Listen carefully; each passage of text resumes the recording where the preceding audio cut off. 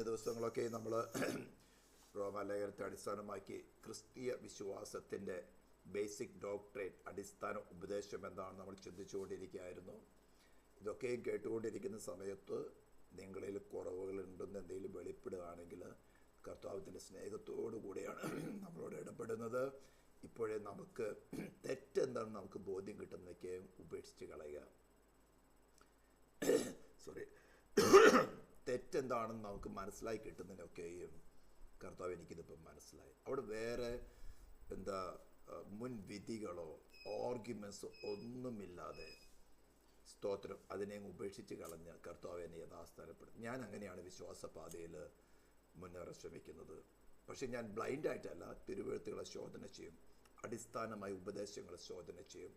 അടിസ്ഥാന ഉപദേശങ്ങളിൽ നിന്നവർ തന്നെ പലരും ഇക്കാലത്ത് തെറ്റുപറ്റുണ്ട്. 2 കൊല്ലം 3 കൊല്ലം 1 മാസം മുമ്പ് പോലും അടിസ്ഥാനമായ ഉപദേശങ്ങളിൽ നിന്ന് ദൈവത്തിൻ്റെ ആത്മാവിൽ ശുശ്രൂഷിച്ചവർ തന്നെ പലവരും പല പല സെൽഫിൻ്റെ വിഷയങ്ങളിൽപ്പെട്ട് ഉപദേശത്തെ വളച്ചൊടിച്ചിട്ടുണ്ട് തങ്ങളുടെ പേഴ്സണൽ ബെനിഫിറ്റിന് വേണ്ടി.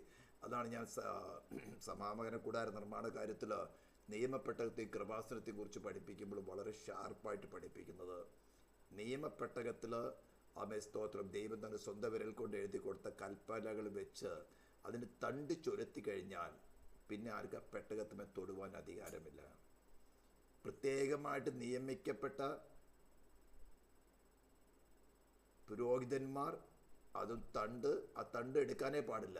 ആ തണ്ട് തോളി ചുമന്നിട്ട് വേണം അതിനെ കൊണ്ടൊരു സ്ഥലത്ത് മറ്റൊരു കൊണ്ടുപോകാനായിട്ട് ഓരോ പ്രയാണങ്ങളൊക്കെ യാത്ര ചെയ്യും. എന്ന് പറഞ്ഞാൽ അടിസ്ഥാന ഉപദേശത്തെ മാറ്റുവാൻ, ദൈവവചനത്തെ മാറ്റുവാൻ ഒരുത്തനു പോലും അധികാരമില്ല. അന്ന് മരണം ഭൗതികമായിട്ടായിരുന്നു. ആരെങ്കിലും പെട്ടകത്തിൽ തൊട്ട പെട്ടകത്തിലേക്ക് കൈ നീട്ടി ഉടനെ മരിച്ചു കാണിച്ചു. ബേർശമേശക്കാർ 50,070 പേരെ മരിച്ചത് പെട്ടകത്തിൽ. പഴയ കൽപ്പനകൾ നല്ല മനസ്സോടെയായിരുന്നു അവർ ചെയ്തത്. ഊസിച്ചത് നല്ല മനസ്സോടെയായിരുന്നു. ബേർശമേശക്കാർ ചെയ്ത് നല്ല മനസ്സോടെയായിരുന്നു. പെരിസർ പിടിച്ചുകൊണ്ടേ പെട്ടത്തിൽ ബാക്കി സാധനങ്ങളെല്ലാം ഉണ്ടോ എന്ന് അറിയാൻ വേണ്ടി നോക്കിയതാണ്. ഒരു 50,070 പേര്. ഇന്ന് ഏറ്റവും വലിയ മോഡേൺ ഏജിൽ വാറുകൾ നടക്കുമ്പോൾ കൂടി വന്ന ഒരു ദിവസം 500 പേരൊക്കെ മരിക്കുന്നുള്ളൂ. അത് ഹെവി ബോംബിങ് നടത്തിയിട്ട്. ഇതെല്ലാം പറഞ്ഞു വരുന്നതാണ് ഉപദേശത്തിൽ നമ്മൾ ശുഷ്കാന്തിയുള്ളവരായി തീരണം. നമ്മുടെ പ്രാണൻ്റെ ആത്മാവിൻ്റെ രക്ഷയുടെ വിഷയമാണിത്. ഒരു സഭയോ ഒരു പാസ്റ്ററയോ അല്ലെങ്കിൽ ഒരു പ്രത്യേക ഡിനോമിനേഷനോ ഒരു ഉപദേശത്തെയോ ഒന്നും നമ്മുടെ ദൈവമാക്കേണ്ട കാര്യമില്ല. ഇത് നമ്മുടെ വ്യക്തിപരമായ പ്രാണൻ്റെ ആത്മാവിൻ്റെ വിഷയമാണ്. ദൈവമേ, സത്യം, ഈ സത്യം എനിക്ക് വെളിപ്പെടുത്തിത്താ. ഞാനും ഇത് വളരെ താഴത്തിലിരുന്ന് പഠിക്കുകയും എൻ്റെ വ്യക്തിപരമായ ജീവിതത്തിൽ അനുഭവത്തിൽ കൂടെ ഇത് ശരിയാണെന്ന് ദൈവത്തിൻ്റെ ആത്മാവ് പ്രായോഗികമായി നടത്തിയതിന് ശേഷം മാത്രമേ ഞാനിത് പറയാറുള്ളൂ. അതുവരെയും കാത്തിരിക്കും. കർത്താവ് ഇങ്ങനെയൊക്കെ ഉണ്ടല്ലോ, പലരും പ്രസംഗിക്കുന്നുണ്ട്, പലരും പ്രസംഗിച്ചിട്ട് പോലാത്ത കാര്യങ്ങളുണ്ടല്ലോ. ഇതെത്രമാത്രം ആഴമാണ്, ശരിയാണെന്ന് എൻ്റെ വ്യക്തിപരമായ ജീവിതത്തിൽ ആത്മാവ് പറഞ്ഞു തരുന്നല്ല, അനുഭവത്തിൽ കൂടെ പഠിച്ചിട്ടാണ് പറയുന്നത്, അനുഭവിച്ച് മനസ്സിലാക്കിയിട്ട്.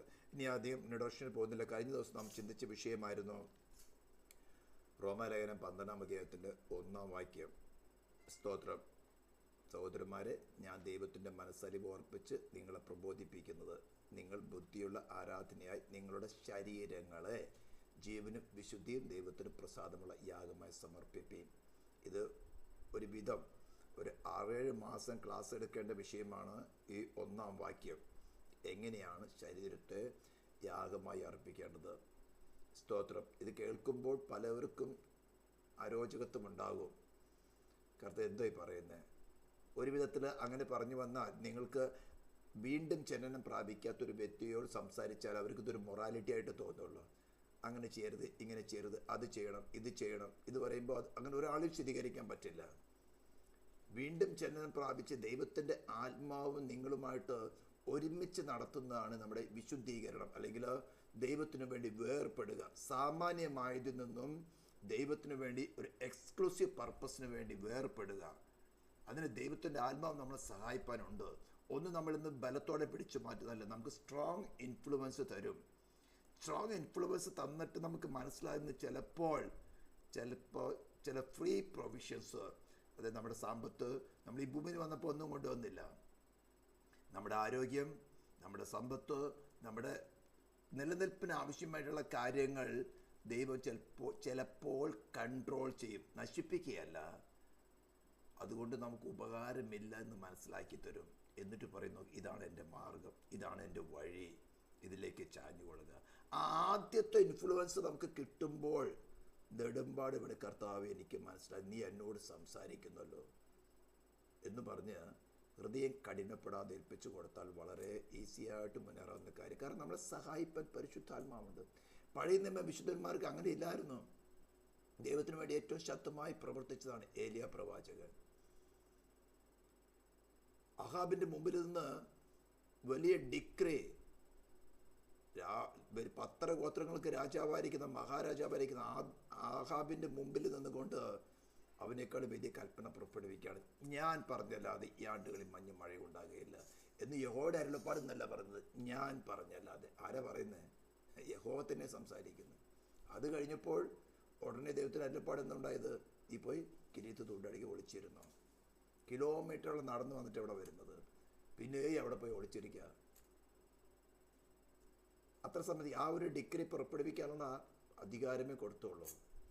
അത് കഴിഞ്ഞപ്പോൾ വേറൊരവസ്ഥയാണ്. പക്ഷെ നമ്മളിൽ ദൈവത്തിൻ്റെ ആത്മാവ് എപ്പോഴും ഉണ്ട്.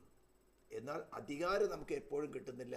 നമ്മൾ താഴ്ന്നിരിക്കാൻ തക്കവണ്ണം അവൻ്റെ ബലമുള്ള കരത്തിൻ കീഴിൽ നമ്മൾ താണിരിക്കത്തക്കവണ്ണം നമ്മളെപ്പോഴും താഴ്ത്തിയാണ് സൂക്ഷിക്കുന്നത്. അല്ലെങ്കിൽ നമ്മുടെ ഉള്ള ഈ പ്ലഷ് എന്ന് പറയുന്ന സാധനം ഭയങ്കര അഹങ്കാരിയാണ്. എന്തൊരു വിഷയം, ഒരു ആശ്വാസം കിട്ടിയ ഉടനെ നിഗളിക്കും, ഉടനെ സെൽഫിലേക്ക് ക്രിസ്തുവിനെ കൂടാതെ വാഴാൻ നോക്കും. മനുഷ്യൻ്റെ സ്വഭാവം, ഇൻഹെറിറ്റഡ് ആയിട്ടുള്ള സ്വഭാവം അതാണ്. ഒരു ആശ്വാസം കിട്ടിയ ക്രിസ്തുവിനെ കൂടാതെ വാഴാൻ ശ്രമിക്കും. ദൈവത്തിന് നല്ലവണ്ണം അറിയാം. അതുകൊണ്ട് ക്രിസ്തുവിനെ കൂടാതെ വാഴുവാൻ സാധ്യമല്ലെന്ന് അറിയത്തക്കവണ്ണം നമ്മളെ താഴ്ത്തി വയ്ക്കുന്നത് നല്ലതാണ്, നിഗളിച്ചു പോവുകയില്ല. സ്തോത്രം. അപ്പം ഞാൻ ഫസ്റ്റ് വേഴ്സിലുള്ള എക്സ്പ്ലനേഷൻ ഇന്നിവിടെ നിർത്താണ്. ഇനി നിങ്ങൾക്ക് അതിന് ആഴമായിട്ട് അറിയണമെങ്കിൽ ഞാൻ ഇന്നലെ പറഞ്ഞല്ലോ, പുതുതായിട്ട് കാണുന്നവരാണെങ്കിലും ഈ ചാനലിനകത്ത് ടാബർനാക്കിൾ ഓഫ് ഗോഡ് എന്ന് പറഞ്ഞുകൊണ്ട് വളരെ ഷോർട്ടായിട്ടാണ് എടുത്തിരിക്കുന്നത്. 24 എപ്പിസോഡുകളുണ്ട്. ഏകദേശം 1 മണിക്കൂർ വീതമുള്ള 24 എപ്പിസോഡുകൾ. അത് നിങ്ങൾ കണ്ടവർ തന്നെ വീണ്ടും കാണുകയാണെങ്കിൽ ഈ പറയുന്ന കാര്യം എന്താണെന്ന് നിങ്ങൾക്ക് മനസ്സിലാകും.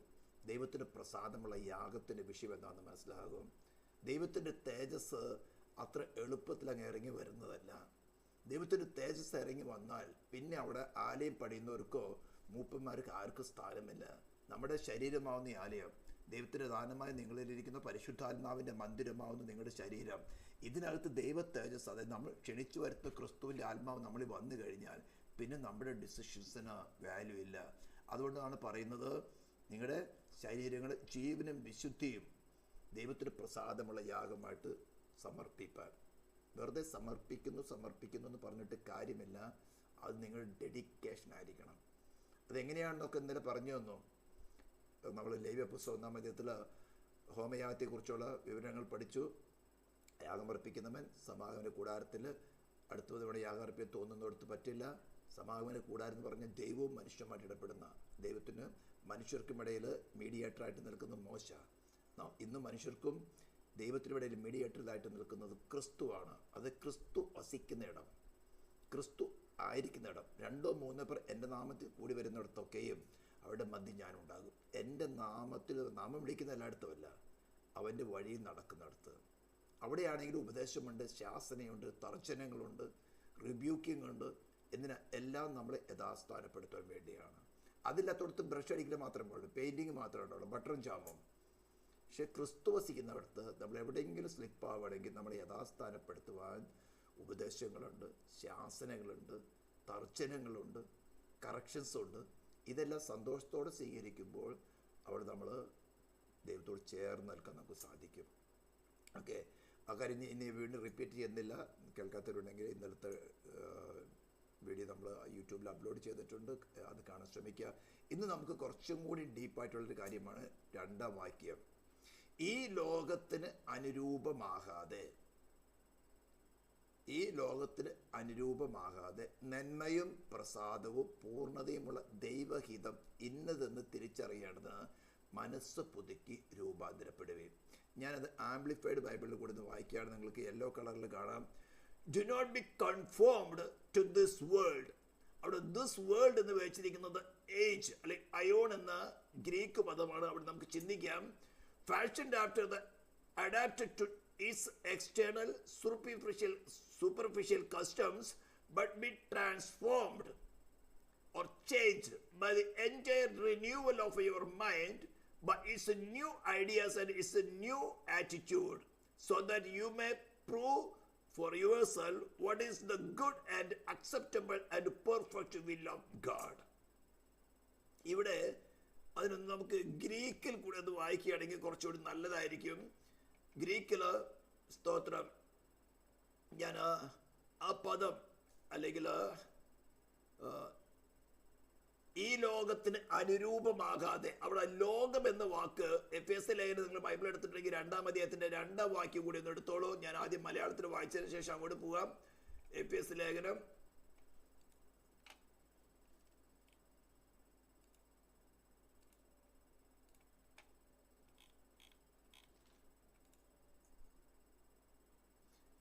അവയിൽ നിങ്ങൾ മുമ്പേ ഈ ലോകത്തിന്റെ കാലഗതിയെയും ആകാശത്തിലെ അധികാരത്തിനും അനുസരണക്കേടിന്റെ മക്കളെ വ്യാപരിക്കുന്ന ആത്മാവിന് അധിപതിയായവരെയും അനുസരിച്ച് നടന്നു. അപ്പോൾ ഈ ലോകത്തിന്റെ കാലഗതിയിൽ നടന്നാൽ, wherein time past ye walked according to the course of this world എന്നാണ് ഇങ്ങനെ എഴുതിയിരിക്കുന്നതെങ്കിലും അത് ആംപ്ലിഫൈഡ് ബൈബിളിൽ കുറച്ചുകൂടി ഒന്ന് ഡീറ്റെയിൽ ആയിട്ട് എഴുതിയിട്ടുള്ളതാണ് ഞാനിവിടെ വായിച്ചത്. Do not be conformed to this world. നമ്മൾ റോമലേഖനം 8-ാം അധ്യായത്തിന്റെ 29-ാം വാക്യം പഠിച്ചപ്പോൾ, റോമൻസ് ചാപ്റ്റർ 8 വേഴ്സ് 29 നമ്മൾ പഠിച്ചപ്പോൾ, നിങ്ങൾ ഓർക്കുന്നുണ്ടെന്ന് അറിയില്ല, നമ്മൾ വിളിച്ചത് എന്തിനു വേണ്ടിയിട്ടാണെന്ന്. ആ വാക്യം ഓർപ്പിച്ചിട്ട് അങ്ങോട്ട് പോകാം.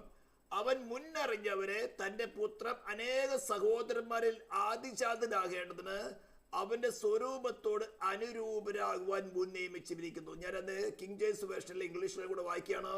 For whom he did foreknow, he also did predestined to be conformed to the image of his son. നമ്മളെ വിളിച്ചിരിക്കുന്നത് മുന്നറിവോടുകൂടെ, മുൻ നിർണയപ്രകാരം ദൈവരാജ്യത്തിൽ വസിക്കത്തക്കവണ്ണം നമ്മൾ വിളിച്ചിരിക്കുന്നത് to be conformed to the image of his son. പുത്രനോട് അനുരൂപരാകുവാനാണ്. ഇത് മനസ്സിൽ വെക്കുക. ഇത് മനസ്സിൽ വെച്ചിട്ട് ആമേ സ്തോത്രം 12-ാം അധ്യായത്തിന്റെ 2-ാം വാക്യം നമ്മൾ വായിക്കുമ്പോൾ, സഹോദരന്മാരെ, ഞാൻ ദൈവത്തിന്റെ മനസ്സറിവ് ഓർപ്പിച്ച് നിങ്ങളെ പ്രബോധിപ്പിക്കുന്നത് നിങ്ങളെ ബുദ്ധിയുള്ള ആരാധനയെ നിങ്ങളുടെ ശരീരങ്ങളെ ജീവനും വിശുദ്ധിയും ദൈവത്തിന് പ്രസാദമുള്ള യാഗമായി സമർപ്പിപ്പീൻ, ഈ ലോകത്തിന് അനുരൂപമാകാതെ. അപ്പൊ റോമലേഖനം 8-ാം അധ്യായത്തിന്റെ 29-ാം വാക്യത്തിൽ നമ്മൾ വ്യക്തമായി പഠിച്ചതാണ്, അവന്റെ പുത്രനോട് അനുരൂപമാകുവാനാണ് നമ്മൾ വിളിച്ചിരിക്കുന്നത്. സ്തോത്രം. 2 കൊരിന്ത്യൻസ് ചാപ്റ്റർ 11 വേഴ്സ് 2 തുടങ്ങി വായിക്കുകയാണെങ്കിൽ, ക്രിസ്തു എന്ന ഏക പുരുഷന് നിർമ്മല കന്യകയായിട്ട് വിവാഹം നിശ്ചയം ചെയ്യുവാനാണ് വിളിച്ചിരിക്കുന്നത്. അപ്പോൾ നമ്മൾ ആരോടാണ് അനുരൂപരാകുന്നത്? ഈ ലോകത്തിന്, അവിടെ ലോകത്തിന് എന്ന വാക്ക് നമ്മൾ ഗ്രീക്കിൽ പഠിക്കുകയാണെങ്കിൽ, സ്തോത്രം, ഇയോൺ എന്നൊരു വാക്കാണ് ഉപയോഗിച്ചിരിക്കുന്നത്. നിങ്ങൾക്ക് ഇവിടെ കാണാൻ സാധിക്കും. ഇയോൺ എന്ന വാക്ക് പറഞ്ഞ കാലഗതി. അതാണ് എഫേസ്യ ലേഖനത്തിൽ വായിച്ചത്. ആമേ 2-ാം അധ്യായത്തിൽ വായിച്ചു. ഈ ലോകത്തിനും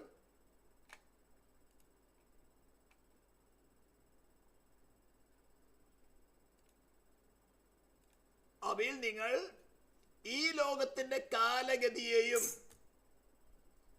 ഇത് ശരിക്കൊന്ന് മനസ്സിലാക്കി കഴിഞ്ഞാൽ എങ്ങനെയാണ് ദൈവത്തിന് പ്രസാദമുള്ള യാഗമായിട്ട്, അല്ലെങ്കിൽ ദൈവത്തിന് പ്രസാദം, ഞാൻ പറഞ്ഞല്ലോ, നമ്മുടെ ജീവിതമാണ് ആരാധന.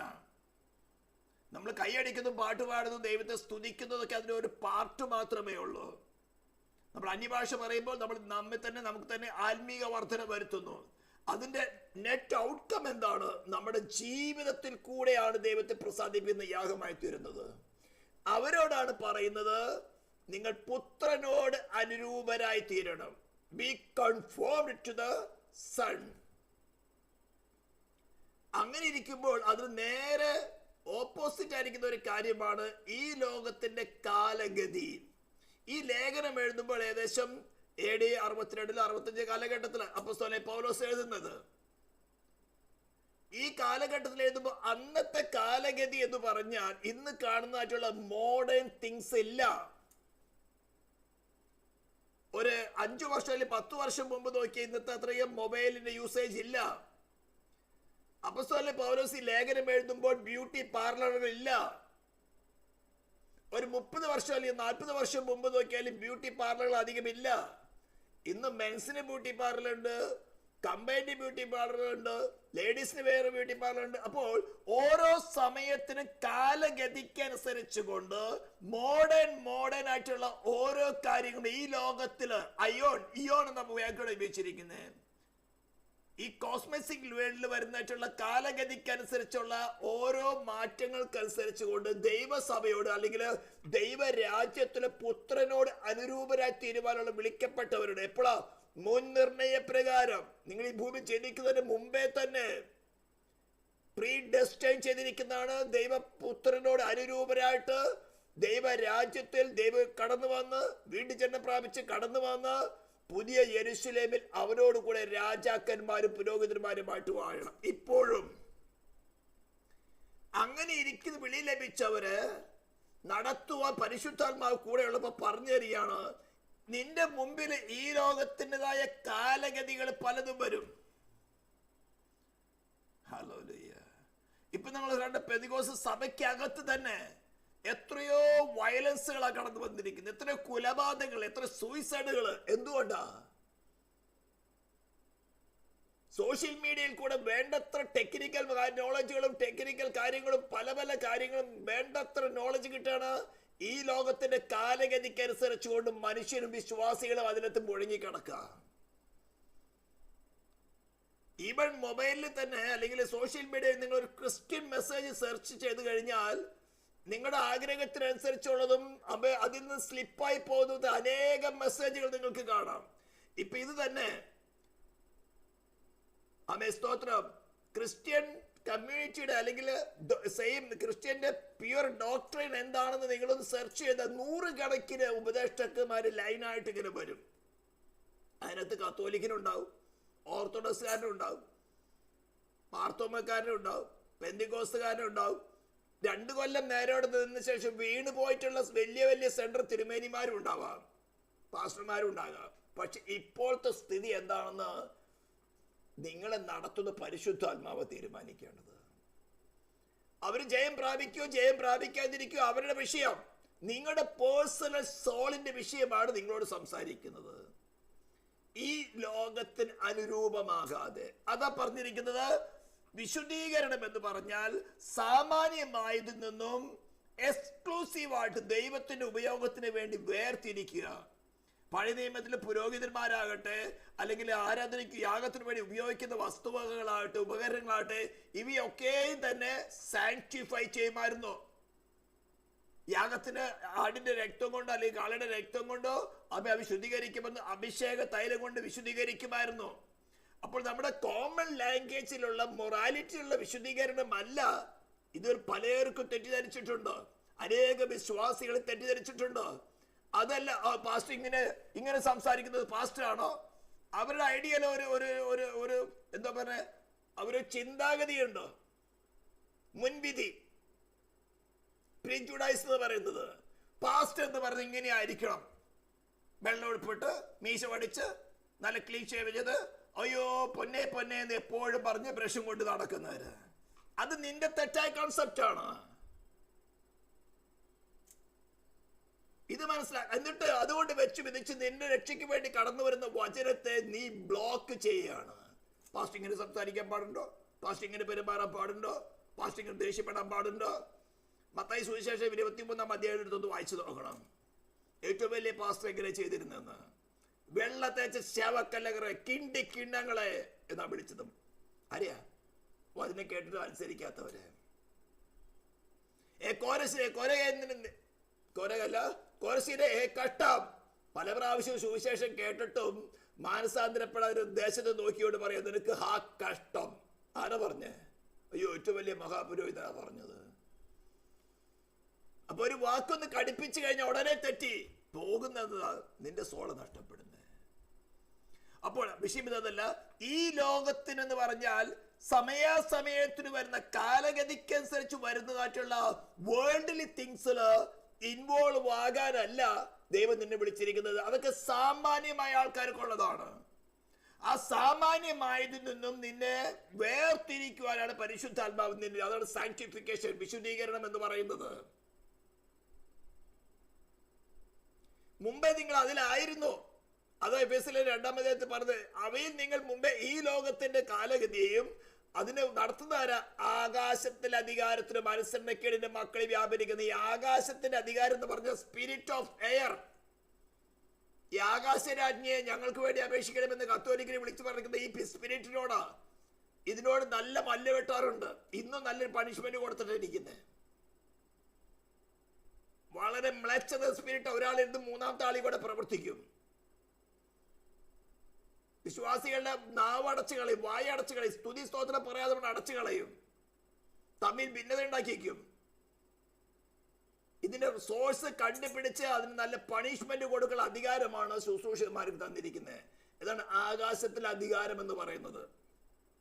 ഇതൊന്നും ഞങ്ങൾക്ക് ബാധിക്കില്ല, ഞങ്ങൾ സ്വത്രം സ്വത്രം സ്വത്രം സ്വത്രം സൂത്രമാണ് അതൊക്കെ.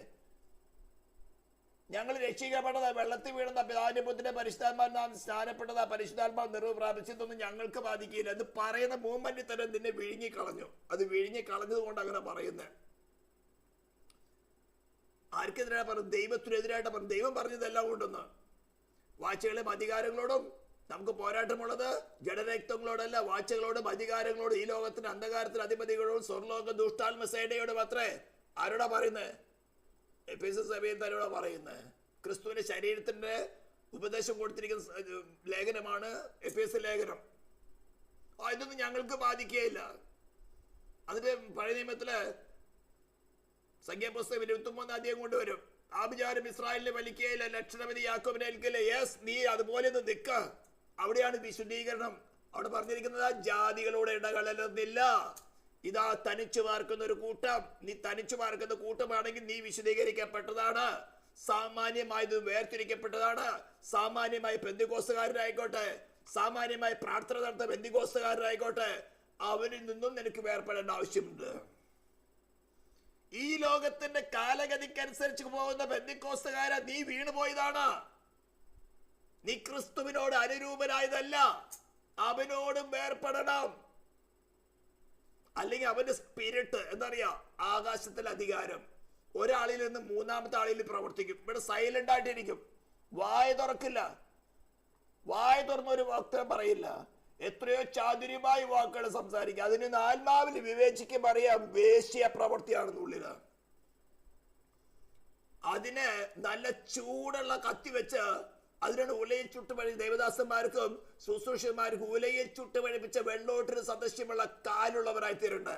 കട്ടുതയുടെ തീച്ചൂളിൽ കൂടെ കടന്നുപോയി ക്രിസ്തുവിൽ മാത്രം ആശ്രയിച്ച് നമ്മൾ പാടിയതില്ലല്ലോ, ആശ്രയം യേശുവിലുള്ളതിനാൽ സ്തോത്രം. അപ്പളാ പറയുന്നത്, മൃത്യുവെ ജയിച്ചവൻ എൻ്റെ ഉള്ളിലുണ്ട്, മരണം എന്നിന്റെ ജയം എവിടെ, എപ്പാതാളം എന്നിന്റെ ജയം എവിടെ? ഇങ്ങോട്ട് കൊണ്ടുവാ, ക്രിസ്തു ആരാണെന്ന് കാണിച്ചു തരാം. ഹല്ലേലൂയ. അപ്പൊ ഈ ലോകത്തിന്റെ കാലഗതിയിലേക്ക് ചായുന്നുണ്ടെങ്കിൽ അതിന്റെ അർത്ഥം അതിന്റെ മേളിൽ പ്രവർത്തിക്കുന്ന സ്പിരിറ്റ് ആണ് പറയുന്നത്, spirit of air. The spirit of power of air. ആകാശത്തിന് അവിടെയാണ് ആകാശരാജ്ഞിയെ ഞങ്ങൾക്ക് വേണ്ടി അപേക്ഷിക്കണമെന്ന് പ്രാർത്ഥിക്കുന്നത്. സ്വർഗത്തിന്റെ വാതിലെ ഞങ്ങൾക്ക് വേണ്ടി അപേക്ഷിക്കുന്നത്. വിളിച്ചപേക്ഷിക്കുന്ന ആരോടാ? മറിയോടാം ചിന്താഗതി. പക്ഷെ വിളിക്കുന്നത് ഇതിനോടാ. അപ്പൊ അങ്ങനെ പ്രാർത്ഥിക്കുന്നതിന്റെ ഉള്ളിലും ഈ സാധനം ഉണ്ടാവും. നീ അവരോട് ചേർന്ന് നടന്നാൽ നിന്നെ അത് ഡോമിൻ ചെയ്യും. നീ പറയും സ്നേഹിക്കേണ്ടയോ, അവര് നേടേണ്ടയോ, അവര് മനുഷ്യരല്ലയോ, അവർ ആത്മാവിന് വേണ്ടി പ്രായശ്ചിത്തം നടന്നത്. നല്ല കാര്യമാണ്, നല്ല കാര്യമാണ്. ആദ്യം നിന്റെ സാങ്ക്ടിഫിക്കേഷൻ നടക്കട്ടെ, ആദ്യം നിന്റെ സിദ്ധത നടക്കട്ടെ, ആദ്യം നീ ദൈവത്തിന് വേണ്ടി വേർപ്പെട്ടതായിട്ട്. അത് കഴിഞ്ഞ് നിന്നിൽ കൂടെ ശുശ്രൂഷിക്കുന്ന നിന്റെ പടിയല്ല, പരിശുദ്ധാത്മാവിന്റെ പടിയാണ്. ആത്മാവിന്റെ ഫലങ്ങൾ പുറപ്പെടുവിക്കുന്നത് നിന്റെയും പരിശുദ്ധാത്മാവിന് ചേർന്ന പണിയാണ്. പക്ഷെ നിന്നിൽ കൂടെ ശുശ്രൂഷിക്കേണ്ട പണി പരിശുദ്ധാത്മാവിനുള്ളതാ. അതവൻ ചെയ്തെടുത്തോളും. ഹല്ലേലൂയ. അപ്പൊ ഈ ലോകത്തിന്റെ കാലഗതിയിലേക്ക് നമ്മുടെ ഹൃദയം ചായുന്നുണ്ടോ? പ്രത്യേകിച്ച് കോളേജിൽ പഠിക്കുന്ന കുഞ്ഞുങ്ങള്, സ്കൂളിൽ പഠിക്കുന്ന കുഞ്ഞുങ്ങള്, ഇവരെല്ലാം പോകുന്നത് 8 മണിക്കൂറും 10 മണിക്കൂറും അത്തരത്തിലുള്ള ആൾക്കാരുടെ കൂട്ടത്തിലാണ്. ഈ ലോകത്തിന്റെ കാലഗതിയിൽ ജീവിക്കുന്നവരാണ്. സ്കൂളിലേക്ക് പോകുന്നതിന് മുമ്പ് ആയിക്കോട്ടെ, തിരിച്ചു വന്നു കഴിയുമ്പോൾ കർത്താവേ നിന്റെ രക്തത്താൽ കുഞ്ഞുങ്ങളെ പ്രൊട്ടക്ട് ചെയ്യണം. ഇത്രമാത്രം മ്ലേച്ഛകരമായിരിക്കുന്ന ഈ ലോകത്തിന്റെ കാലഗതിക്ക് അനുസരിച്ച് നടക്കുന്ന സമൂഹത്തിലാണ് ഈ കുഞ്ഞുങ്ങൾ യാത്ര ചെയ്തത്. നീ വീണ്ടും ജനം പ്രാപിച്ചതാണെങ്കിലും നിനക്ക് അതിനോട് ചേരാൻ സാധ്യമല്ല. നിന്റെ ഹൃദയം അത് സമ്മതിക്കില്ല. അങ്ങനത്തെ ഒരു കമ്മ്യൂണിറ്റി ചെന്ന് കഴിഞ്ഞാൽ നിനക്ക് അത്യാവശ്യ കാര്യങ്ങൾ നടത്തിങ്ങ് പോരും പെട്ടെന്ന്. ഹല്ലേലൂയ. കാരണം നിന്നിൽ പ്രവർത്തിക്കുന്ന സ്പിരിറ്റ്, നിന്നിൽ കടന്നു വന്നിരിക്കുന്ന ക്രിസ്തുവിന്റെ ആത്മാവ് ഈ ലോകത്തിന്റെ കാലഗതിക്ക് അനുസരിച്ച് പോകുന്നതല്ല. ഇതെല്ലാം പറയുമ്പോൾ അങ്ങനെ ചേർന്ന് ഇങ്ങനെ ചെയ്ത് പറയുമ്പോൾ അതൊരു മൊറാലിറ്റി. ഞാൻ അതല്ല പറയുന്നത്. നീ ക്രിസ്തുവിലാകെ, ക്രിസ്തുവിന്റെ ഹൃദയത്തിൽ വാഴുവാൻ സ്വീകരിക്കേ, നിനക്ക് ഒരു ദോഷവും വരികയില്ല. ഒന്നും നഷ്ടപ്പെടാനില്ല, നേടുവാൻ മാത്രമേ ഉള്ളൂ. ക്രിസ്തുവിൽ നിന്റെ സെൽഫ് നഷ്ടപ്പെടുന്നത്, ഈ ലോകത്തിന്റെ കാലഗതിയാണ് നഷ്ടപ്പെടുന്നത്. പക്ഷേ ദൈവഹിത പ്രകാരം നിനക്ക് ഏറ്റവും നല്ലതെന്ന് നിന്നെ സൃഷ്ടിച്ച് നിന്നെ പ്രീഡിസ്റ്റൈൻ ചെയ്തിരിക്കുന്ന ദൈവം തന്നെ നിനക്ക് ഏറ്റവും നല്ലത് ഉചിതമായിട്ട് നിന്റെ ജീവിതത്തിൽ ചെയ്തു തരും. ഞാൻ ഇതൊക്കെ എത്രയോ അനുഭവിച്ചുകൊണ്ടാണ് പറയുന്നത്. അപ്പോൾ ഈ ലോകത്തിന്റെ കാലഗതിക്ക് അനുസരിച്ച് അനുരൂപമാകാതെ, not to be conformed to the eon, ഈ ലോകത്തിന്റെ കാലഗതിക്കോട് കൺഫോംഡ് ആകും. ഇത് പെന്തിക്കോസ്തിൽ 99% ആയി കഴിഞ്ഞു. കത്തോലിക്കനും മാർത്തോമാക്കാരും ഓർത്തഡോക്സിനും കൂടെ മുഖ്യമന്ത്രിക്ക് അല്ലെങ്കിൽ പ്രധാനമന്ത്രിക്ക് ലെറ്റർ കൊടുക്കാൻ പോകുന്ന എല്ലാവരും നമ്മൾ ബായ് ബായിയ എക്യുമെനിക്കൽ പ്രസ്ഥാനം. നീ അതിൽ വീണ് കഴിഞ്ഞോ? ഹല്ലേലൂയ. കോവിഡ് വന്നപ്പോൾ എല്ലാവരും പറഞ്ഞു ഗവൺമെന്റിന് അനുസരിക്കേണ്ടയോ, സർക്കാരിന് അനുസരിക്കണം. റോമാലേഖനം 13 എടുത്ത് വായിച്ചു നോക്കി. അടുത്ത് വരാൻ പോകുന്നത് പഠിക്കുന്നത്. സർക്കാരിന് അനുസരിക്കേണ്ട, അധികാരികളെ അനുസരിക്കേണ്ട. അന്ന് ഞാനും എടുത്തേക്ക് വാക്സിനേഷൻ. നീ ഈ ലോകത്തിന്റെ കാലഗതിക്ക് അനുസരിച്ച് പോയി കഴിഞ്ഞു. പിന്നെ വന്ന് ഈ അന്യഭാഷ പറയുന്നതൊക്കെ നിന്റെ ബുദ്ധിയിൽ അന്യഭാഷയാ പറയുന്നത്.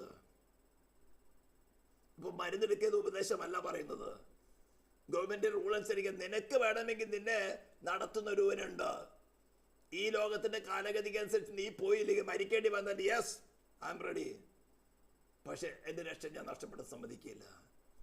പാപത്തിൽ വീണുപോയ ദാവീദ് പറയുന്നത്, നിന്റെ രക്ഷയുടെ സന്തോഷം എനിക്ക് തിരികെ തരണമേ. പാപം ചെയ്തപ്പോൾ രക്ഷയുടെ സന്തോഷം നഷ്ടപ്പെട്ടു. വീണ്ടും പറഞ്ഞത് അവരില് ഞെരുങ്ങിയിരിക്കുന്ന പരിശുദ്ധാത്മാവിനെ എടുക്കരുത്. എനിക്ക് തെറ്റുപറ്റി, മോഹത്തിൽ ഞാൻ പാപം ചെയ്തു പോയി, എന്റെ രക്ഷയുടെ സന്തോഷം നഷ്ടപ്പെട്ടു. ആരാ? ദൈവഹൃദയമുള്ളവനായ ദാവീദ് പറയാ, എന്നാൽ നിന്റെ പരിശുദ്ധാത്മാവിനെ എന്നെ എടുക്കരുത്. ദൈവത്തിന്റെ പരിശുദ്ധാത്മാവ് നിന്നിൽ ഇല്ലെങ്കിലും നിന്നെ റിവൈവ് ചെയ്യാൻ സാധ്യമല്ല. ഇന്ന് പൊതുവെ നടക്കുമ്പോൾ നിങ്ങളുടെ ചുറ്റുപാട്, നിങ്ങളായിരിക്കുന്ന സോഷ്യൽ സറൗണ്ടിങ്സ് എല്ലാം ഈ ലോകത്തിന്റെ കാലഗതി നടക്കുന്ന, വസ്ത്രധാരണത്തിലായിക്കോട്ടെ, മേക്കപ്പുകളായിക്കോട്ടെ, ചലനത്തിലായിക്കോട്ടെ, ഏതൊരു കാര്യത്തിലും ഈ ലോകത്തിന്റെ കാലഗതിയിലേക്ക് നീ വശീകരിക്കപ്പെടാൻ സ്ട്രോങ് സ്പിരിറ്റ്സ് ഉണ്ട്. അവിടെ നിനക്ക് കർത്താവിന്റെ സാന്നിധ്യം ആവശ്യപ്പെടും. എന്റെ ആശ്രയം ഞാൻ കർത്താവിൽ വെക്കുകയാണ്. Lord help me. സംഗീതകാരൻ പറയുന്ന പോലെ പെരുവെള്ളത്തിൽ നിന്നും അന്യജാതിക്കാരുടെ കൈ തന്നെ വിടിവിക്കണമേ. യഹോവേ എന്നെ സഹായിപ്പം വേഗം വരണമേ. എനിക്ക് പ്രാണഹാനി വരുത്താൻ നോക്കുന്നവരുടെ കൈ തന്നെ രക്ഷിക്കണമേ. എന്തുകൊണ്ട് അവരൊക്കെ പറഞ്ഞേ? അതിനേക്കാൾ എത്രമാത്രം വഷളായിരിക്കുന്നല്ലോ. കർത്താവ് തന്നെ പറഞ്ഞു, താൻ വരുന്ന സമയത്ത് വിശ്വാസം കണ്ടെത്തുമോ? അപ്പൊ ഈ ലോകവുമായിട്ട് ചേർന്ന് നടക്കുന്നവരുടെ കൂട്ടത്തിൽ നീ പോയി കഴിഞ്ഞാൽ, അവരോട് കുറച്ചു നേരം സംസാരിച്ചു കഴിഞ്ഞാൽ, അവർ സംസാരിക്കുന്ന അനുകൂലപ്പെട്ട് കഴിഞ്ഞാൽ നീയും ഇത് തന്നെയായി തീരുകയാണ്. You are going to be conformed to the world. ഒരു മാറ്റവും. പക്ഷെ നിന്നെ വിളിച്ചിരിക്കുന്നതും പ്രീഡെസ്റ്റൈൻ ചെയ്തിരിക്കുന്നതും ക്രിസ്തുവിനോട് അനുരൂപരാകുവാനാ. അതിന് വേണമെങ്കിൽ നിന്റെ ഉള്ളിൽ ക്രിസ്തു വസിക്കുകയും നീ ക്രിസ്തുവിൽ വസിക്കുകയും. കൊമ്പിന്റെ മുന്തിരി വള്ളിയിൽ വസിച്ചിട്ടല്ലാതെ ഫലം കായ്ക്കാൻ കഴിയാത്ത പോലെ ക്രിസ്തുവിൽ വസിച്ചിട്ടല്ലാതെ നിന്റെ ഒരു ഫലം പുറത്തു വരില്ല. കുറച്ചൊക്കെ പുറമെ കണ്ണിൽ പൊടിയുടെ തക്കവണ്ണുള്ള മൊറാലിറ്റി ഒക്കെ കാണിക്കാം. കാര്യത്തോട് അടുക്കം പറയുന്നതിന്റെ അകത്തിരിക്കുന്നത് പുറത്തു വരും. ദൈവം ഇടയ്ക്കിടയ്ക്ക് അത് ചെയ്ത് കാണിച്ചു തരും. കുഞ്ഞ് നിന്റെ അകത്തിരിക്കുന്നത് വേറെ സാധനമാ. നീ നല്ലൊരു സ്നേഹമൊക്കെ എന്നോട് കാണിക്കുന്നുണ്ട്, പറയുന്നുണ്ട്. പക്ഷെ നിന്റെ അകത്തിരിക്കുന്ന പാപ സ്വഭാവത്തിൽ നീ ഇന്നുവരെ ക്രൂസിഫൈ ചെയ്തിട്ടില്ല. ക്രൂസിഫൈഡ് അവസരം എപ്പോഴും വേണ്ട. നിനക്ക് അവസരം കിട്ടിയത് വെളിപ്പെട്ട് കിട്ടുമ്പോൾ കർത്താവ്, എനിക്ക് മനസ്സിലായി. പഴയ പന്നി, പഴയ നായ, ഛർദിയിലേക്ക് പോകുന്ന നായ, കുളിച്ചിട്ട് പീരി അടുക്കിലേക്ക് പോകുന്ന പന്നി സ്വഭാവം എന്നിലുണ്ട്. Lord, I don't need that. Please, നിന്നോട് അനുരൂപരായി തീരണം. ഈ ലോകത്തിന്റെ കാലഗതിക്കനുസരിച്ച് എനിക്ക് അനുരൂപമാകേണ്ട. ഹല്ലേലൂയ. ചെറിയൊരു വാക്യമാണെങ്കിലും ഒരു ലൈഫ് മുഴുവനും ഈ വാക്യം നമ്മളിൽ പ്രവർത്തിച്ചാൽ, ഒരു ദിവസം 2 ദിവസം കൊണ്ട് ഒരു ലൈഫ് മുഴുവനും നമ്മളൊക്കെ ജീവിതത്തിൻ്റെ പകുതിയോളം എത്തിയിട്ടാ ഇതൊക്കെ മനസ്സിലാക്കണം. ഇത് അറിഞ്ഞിട്ടാണ് സഭാപ്രസംഗി 12-ാം അധ്യായത്തിൽ യൗവനക്കാരോട് പറയുന്നത്, നിന്റെ യൗവനത്തിൽ നിന്റെ സൃഷ്ടാവിനെ അറിയുക. കാരണം അതിനുശേഷം ഒത്തിരി കാര്യങ്ങൾ നമ്മൾ നടക്കാനുണ്ട്. ഈ സാങ്ക്ടിഫിക്കേഷൻ അല്ലെങ്കിൽ വിശുദ്ധീകരണം എന്ന് പറഞ്ഞ പരിപാടി സാമാന്യമായതിൽ നിന്നും നിന്നെ ദൈവത്തിനു വേണ്ടി എക്സ്ക്ലൂസീവായിട്ട് വേർതിരിക്കണമെങ്കിൽ അനേക പ്രവർത്തികൾ നടക്കാനുണ്ട്. അത് യൗവനകാലത്ത് നടക്കുകയാണെങ്കിൽ വളരെ എളുപ്പമാണ്. അല്ലെങ്കിൽ കുറച്ചുകൂടി അങ്ങ് പോയി കഴിഞ്ഞാലുണ്ടല്ലോ, കണ്ണ് മങ്ങും, പഴയതുപോലെ വായിക്കാൻ പറ്റില്ല. ചെവി കേൾവി മങ്ങും, പഴയതുപോലെ കേൾക്കാൻ താല്പര്യം ഉണ്ടാവില്ല. നല്ല കാലത്ത് ചെവി കൊണ്ട് ഇമ്പമുള്ള പാട്ടുകളും മറ്റും പാടി, സിനിമ പാട്ടുകളും പാടി ഇമ്പം പാട്ടി നടന്നു. നല്ല കാലത്ത് കണ്ണുകൊണ്ട് നല്ല കാഴ്ചയുള്ള സമയത്ത് ദൈവത്തിന് ഹിതമില്ലാത്ത കാര്യങ്ങൾ കണ്ടും കേട്ട് നടന്നു. ഇപ്പോൾ ദൈവം വിളിക്കുന്ന സമയത്ത് വാർദ്ധക്യത്തിലേക്ക് നിനക്ക് ആഗ്രഹം പ്രകടിപ്പിച്ച് വന്നാലും നിന്റെ കേൾവി കുറഞ്ഞു, നിന്റെ കണ്ണിൻ്റെ കാഴ്ച കുറഞ്ഞു. നടക്കാൻ ഒരു കയറ്റം കണ്ടാൽ പേടിക്കുക, മുട്ടടിക്കാൻ തുടങ്ങും. കാരണം അത് കയറി എത്താൻ പറ്റുമോ? യൗവനത്തിൽ നിന്റെ കാല് ഇഷ്ടമില്ലാത്തടത്തൊക്കെ ഓടി, ഒക്കെയും ചോദിച്ചു. അതാണ് ഈ ലോകത്തിൻ്റെ കാലഗതിക്കനുസരിച്ച് നടന്നു. പക്ഷേ 12-ാം അധ്യായത്തിൽ സഭാപ്രസംഗത്തിൽ പറയുന്ന യൗവനത്തിൽ നിന്റെ സൃഷ്ടാവിനെ അറിയുക. വെൻ യു ആർ ഹെൽത്തി, നിന്റെ ഓർഗൻസ് എല്ലാം നല്ല കണ്ടീഷനായിട്ട് വർക്ക് ചെയ്യുമ്പോൾ അതാ പറഞ്ഞത്, നിന്റെ ശരീരത്തെ ജീവനും വിശുദ്ധിയും ദൈവത്തിന് പ്രസാദമുള്ള യാഗമായിട്ട് അർപ്പിക്കുക. കർത്താവേ, ഞാൻ തന്നെ നിന്റെ തലയിൽ എൻ്റെ പാപം നിന്റെ മേ ചുമത്താം. നീ ഓൾറെഡി ഇതിവിടെ ശിക്ഷ ഏറ്റെടുത്തവനാ. ഞാൻ ജനിക്കുന്നതിന് മുമ്പേ ഇപ്പോൾ എനിക്കിത് മനസ്സിലായി. അയ്യോ, ഞാൻ പാപി. ഞാൻ പറഞ്ഞല്ലോ, പാപം എന്ന് പറയുന്ന ഒരു പ്രവൃത്തിയല്ല, നമ്മളിൽ ഇരിക്കുന്നൊരു സ്വഭാവമാണ്. അത് രക്ഷിക്കപ്പെടുന്ന സമയത്ത് ആ പാപത്തിൻ്റെ ശിക്ഷകൾ, അതുവരെ ചെയ്ത പാപത്തിൻ്റെ ശിക്ഷകളെ മാറ്റി കിട്ടുന്നുള്ളൂ. സ്തോത്രം. നമ്മളിലുള്ള ഫ്ലഷ് അല്ലെങ്കിൽ ആ അവസ്ഥ നമ്മളിത് പൂർണ്ണമായിട്ട് മാറുന്നില്ല. അതിനെ ഓവർകം ചെയ്യാനാണ് നമുക്ക് ഈ ക്രൂസിഫിക്കേഷൻ്റെ ആവശ്യം. അത് ഇടയ്ക്കിടയ്ക്ക് ദൈവത്തിൻ്റെ ആത്മാവ് നമുക്ക് വെളിപ്പെടുത്തി തരും. എത്രത്തോളം ദീർഘക്ഷമയായി, എത്രത്തോളം നീ തേജസ്വീകരിക്കപ്പെട്ടു, എത്രത്തോളം സിദ്ധത പ്രാപിച്ചു, ക്രിസ്തുവിൻ്റെ കൂടെ ആണോ നീ വാഴുന്നത്, അല്ലയോ നിനക്ക് ഇടയ്ക്കിടയ്ക്കിട്ട് വെളിപ്പെടുത്തി തരും. അത് വെളിപ്പെട്ട് കിട്ടുമ്പോൾ കർത്താവേ, എനിക്ക് മനസ്സിലായി, അല്പകാലം കൂടി ബാക്കിയുള്ളൂ. സ്തോത്രം. ഒരു പാട്ട് പാടുന്നുണ്ട്, അല്പകാലം മാത്രം ഈ ഭൂവിയിലെ വാസം, സ്വർപ്പുരമാണെൻ്റെ നിത്യമാം വീട്. ഇത് നമ്മളെ ഭരിക്കണം. അല്പകാലം എന്ന് പറഞ്ഞാൽ may be few hours, may be few days. നമുക്ക് കൃപ കാണിച്ചാൽ ഫ്യൂ മന്ത്സ്. അതിനിടയ്ക്ക് എൻ്റെ വാസം ഇപ്പോഴും വരുവാനുള്ളതല്ല. ഇപ്പോഴെങ്കിൽ വരുവാനെ കുറിച്ച് പേടിക്കേണ്ട. ഇപ്പോൾ മിക്കവാറും ആൾക്കാരുടെ ഈ ഉപദേശങ്ങൾ കേൾക്കുമ്പോൾ ഈ ശരീരം വിട്ടാൽ എവിടെയാണെന്നുള്ള ചിന്ത, അതല്ല ഭരിക്കേണ്ടത്. ഇപ്പോൾ ഞാൻ എവിടെയാ? ഇപ്പോൾ ഞാൻ ക്രിസ്തുവിലാണോ അല്ലയോ? ഇപ്പോൾ ക്രിസ്തുവിലാണെങ്കിൽ പിന്നെ ഒന്നും പേടിക്കില്ല. കർത്താവിൻ്റെ കാഹളം എപ്പോഴും വേണമെങ്കിൽ കേൾക്കട്ടെ. ഈ ശരീരത്തിൽ വേർപ്പെടുന്നത് എപ്പോഴും ആയിക്കോട്ടെ, നത്തിങ് ടു വറി. പക്ഷെ ഇപ്പോൾ ഞാൻ എവിടെയാ? ഈ വചനം കേൾക്കുന്ന മുമ്പിൽ ഞാൻ എവിടെയാ? ഈ ലോകത്തിൻ്റെ കാലഗതിക്കനുസരിച്ച് പോകാനാണ് ഞാൻ താല്പര്യപ്പെടുന്നത്, അല്ലെങ്കിൽ എൻ്റെ ശരീരത്തെ ഈ ലോകത്തിൻ്റെ കാലഗതിക്ക് ഏൽപ്പിക്കാതെ ദൈവഹിതത്തിന് ഞാൻ ഏൽപ്പിച്ചുകൊണ്ട്, കർത്താവേ, നീ എന്നെ നടത്ത്. എൻ്റെ ശരീരത്തിൻ്റെ ആവശ്യകതകൾ, എൻ്റെ പ്രാണൻ്റെ ആത്മാവിൻ്റെ ആവശ്യകതകൾ നന്നായി അറിയുന്ന നീ ഞാൻ ഈ ഭൂമിയിൽ വരുന്നതിന് മുമ്പേ പ്രീ ഡെസ്റ്റൈൻ ചെയ്തിട്ടുള്ളതാണ്, മുൻ നിർണയിച്ചിട്ടുള്ളതാണ്. അത് ക്രിസ്തുവിൻ്റെ കൂടെ വാഴുവാനാണ്. ലോർഡ്, എനിക്കിപ്പോൾ മനസ്സിലായി. I just surrender myself. You are sufficient for me. You are sufficient. ഒരു പക്ഷേ നിങ്ങൾക്ക് എക്സ്പീരിയൻസ് ഉണ്ടാകില്ല. എക്സ്പീരിയൻസ് ലഭിച്ചിട്ട് ഞങ്ങൾ പൂർണ്ണമായിട്ടല്ല പറയുന്നത്. ക്രിസ്തുവിലുള്ള അനുഭവങ്ങൾ, പരിജ്ഞാനം അനുഭവിച്ച് ആ പരിജ്ഞാനത്തിലാണ് പറയുന്നത്, Christ is sufficient for us. അവൻ മതിയായവൻ. കർത്താവ് വചനങ്ങൾ നിങ്ങൾ ധൈര്യപ്പെടുത്തട്ടെ. ഞാൻ ഈ ലോകത്തിൻ്റെ കാലഗതിയെക്കുറിച്ച് ഞാൻ ഡീറ്റെയിലേക്ക് അധികം കടക്കുന്നില്ല. നിങ്ങൾക്ക് തന്നെ മനസ്സിലാകണം. നിങ്ങൾക്ക് തന്നെ. അല്ലെങ്കിൽ ഞാൻ മൊറാലിറ്റി പ്രസംഗിക്കുന്നതിനാവും ഞാൻ ആഗ്രഹിക്കുന്നില്ല. വീട് ജനനം പ്രാപിക്കാൻ നിങ്ങൾ ഏൽപ്പിച്ചു കൊടുക്കുന്നെങ്കിലോ ക്രിസ്തു നിങ്ങളിൽ വസിച്ചുകൊണ്ട് എന്നെ നടത്തിക്കൊണ്ടിരിക്കുന്നത് അങ്ങനെയാണ്. ക്രിസ്തു നിങ്ങളിൽ വസിച്ചാൽ പിന്നെ നിങ്ങൾക്ക് ഈ ലോകത്തിൻ്റെ കാലഗതിക്ക് അനുസരിച്ച് പോകാൻ താല്പര്യമേ ഉണ്ടാകുകയില്ല. അതാണ് യഥാർത്ഥ മാർഗം. അല്ലാതെ നിങ്ങളോട് അങ്ങനെ ചെയ്യരുത്, ഇങ്ങനെ ചെയ്യരുത്, അത് ചെയ്യരുത്, ഇത് ചെയ്യരുതെന്ന് പറഞ്ഞു, അതൊക്കെ മൊറാലിറ്റിയാണ്. അതുകൊണ്ട് പുറമെ പ്രൂൺ ചെയ്യും. മരങ്ങളൊക്കെ വളർന്നു വരുമ്പോൾ പ്രൂൺ ചെയ്യില്ല. ഈ ബുഷുകളൊക്കെ പ്രൂൺ ചെയ്ത് നിർത്തുന്ന മരം, അത് പ്രൂൺ ചെയ്ത് നിർത്തിയാൽ പിന്നെ എന്താ, ഒരു നാമ്പ് പോകുന്നിടത്ത് 4 നാമ്പ് മുളച്ച് വരും. അതുകൊണ്ട് ഇത് രക്ഷ പ്രാപിക്കാൻ പോകുന്നില്ല. പക്ഷെ അകത്ത് രൂപാന്തരം നടന്നാൽ, ക്രിസ്തു അകത്ത് വന്നാൽ പിന്നെ നിങ്ങൾക്ക് തന്നെ ഈ ലോകത്തിൻ്റെ കാലഗതിക്കനുസരിച്ച് പോകുവാനും പ്രവർത്തിക്കാനും ആഗ്രഹം ഉണ്ടാവില്ല. ഞാനിത് പറയുമ്പോൾ അങ്ങനെ ആഗ്രഹമുള്ളവർ മനസ്സിലാക്കുക, ഞാൻ ക്രിസ്തുവിലായിട്ടില്ല. Now it is your time. Take a decision. Receive Christ. Receive Christ within you. ദൈവീയ വചനങ്ങളെ നിങ്ങൾ ശക്തീകരിക്കട്ടെ, അനുഗ്രഹിക്കുമാറാകട്ടെ. പ്രാർത്ഥിക്കാൻ പരിശുദ്ധരും നിത്യരുമായ ദൈവമേ, സ്വർഗീയ പിതാവേ, ഇതിൻ്റെ സ്നേഹത്തിന് കരുതലുമായ സ്തോത്രം. ജഡത്തോട് കർത്താവ് സംസാരിക്കുന്നത്, നീ രൂപാന്തരം വരുത്തിയല്ലാതെ ആർക്കും കർത്താവ് രൂപാന്തരം വരുത്താൻ സാധ്യമല്ല. ഈ ശബ്ദം കേൾക്കുന്ന ഓരോരുത്തരും കർത്താവ് മനസ്സ് പുതുക്കി രൂപാന്തരപ്പെടുവാൻ തക്കവണ്ണം, മനസ്സ് പുതുക്കി രൂപാന്തരപ്പെടുവാൻ തക്കവണ്ണം അവിടെ ഹൃദയങ്ങളിൽ കർത്താവ് പ്രവർത്തിക്കുമാറാൻ പ്രാർത്ഥിക്കുന്നു. ഈ കാലഘട്ടത്തിൽ കർത്താവ്, ഈ ലോകത്തിൻ്റെ കാലഗതി വളരെ ക്രൂരമായതും വളരെ വഷളായതുമാണ്. നിന്റെ വരവെങ്കിൽ വിശ്വാസം കണ്ടെത്തുമോ എന്നുള്ള അവസ്ഥയിൽ പോലും ആയിരിക്കുന്നിടത്ത് കർത്താവെ, ഞാൻ എൻ്റെ സഭയെ പണിയും, പാതാള ഗോപുരങ്ങൾ അതിനെ ജയിക്കില്ലെന്നല്ലിയ നിന്റെ മൊഴികൾ നിവർത്തിക്കുമാറാട്ടെ എന്ന് പ്രാർത്ഥിക്കുന്നു. ഇസ്രായേലിൻ്റെ നാമത്തെ ഞങ്ങൾ അനുഗ്രഹിച്ചുകൊണ്ട് പ്രാർത്ഥിക്കുന്നു. പ്രാർത്ഥന കേട്ടതിനായി സ്തോത്രം. യേശു ക്രിസ്തുവിൻ്റെ നാമത്തിൽ തന്നെ സ്തോത്രം.